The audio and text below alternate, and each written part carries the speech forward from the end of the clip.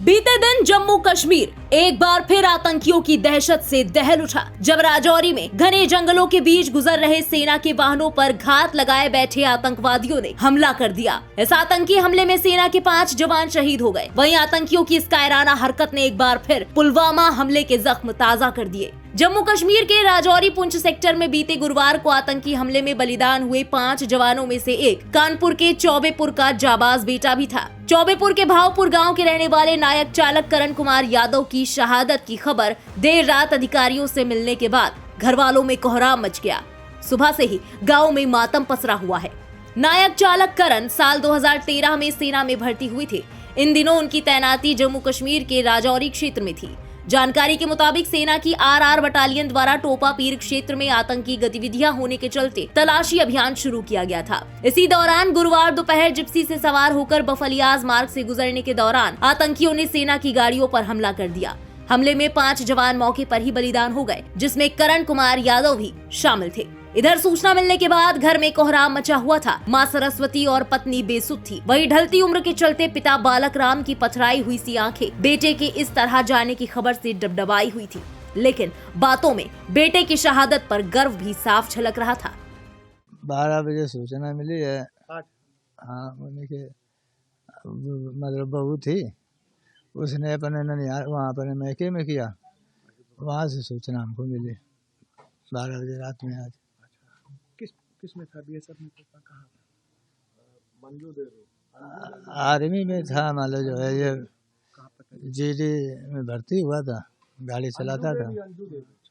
12:30 का समय था तो हमारी भाभी ने कॉल किया कि भैया से बात नहीं हो पा रही है।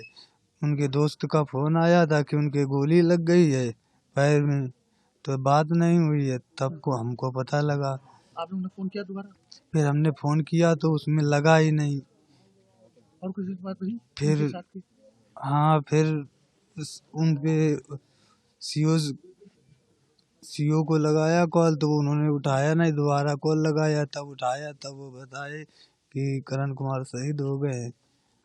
गौरतलब है कि इस आतंकवादी हमले में 5 जवान शहीद हो गए हैं, जबकि 2 जवान घायल बताए जा रहे हैं। सेना की गाड़ियों पर ये हमले दोपहर करीब 3:45 पर हुए थे। रिपोर्ट्स की माने तो घात लगाए हमलावर हमले के बाद सेना के हथियार भी लूट ले गए। दरअसल ये हमला थाना मंडी सुरनकोट रोड पर डेरा की गली नामक इलाके में हुआ है। ये इलाका पहाड़ियों और घने जंगलों से घिरा हुआ है। सेना के 2 वाहनों, एक ट्रक और एक जिप्सी से सेना के कुछ जवानों को सुरनकोट और बफलियाज लेकर जाया जा रहा था, जहां बुधवार की रात से सुरक्षा बलों ने आतंकियों के खिलाफ घेराबंदी और तलाशी अभियान शुरू किया था। ऑपरेशन के लिए जब सेना की तरफ से रिफोर्समेंट मांगी गई तो सेना के जवान बीते दिन एक जिप्सी और ट्रक में सवार होकर डेरा की गली बफलियाज मार्ग से गुजर रहे थे। इसी दौरान टोपा पीर क्षेत्र में 3 से 4 आतंकियों ने सेना के वाहनों पर ताबड़तोड़ गोलीबारी शुरू कर दी। सेना ने भी जवाबी कार्रवाई की, लेकिन इस हमले में कानपुर के करण कुमार यादव समेत 5 जवान शहीद हो गए। वहीं आज फिर सुरक्षा बलों की तरफ से महा ऑपरेशन चलाया जा रहा है ताकि आतंकवादियों को खत्म किया जा सके। गौरतलब है कि 1 महीने से भी कम समय में इस इलाके में हुआ ये दूसरा बड़ा आतंकी हमला है। इससे पहले बीती 22 नवंबर को हुए एनकाउंटर में 5 जवान शहीद हुए थे। इस दौरान 2 आतंकियों का सफाया भी हुआ था। मीडिया रिपोर्ट्स की माने तो इस साल राजौरी, पुंछ और रिहायशी जिलों में सेना और आतंकियों के बीच कई मुठभेड़ हो चुकी है। इनमें अब तक 19 जवान शहीद हुए हैं और 28 आतंकवादी मारे गए हैं।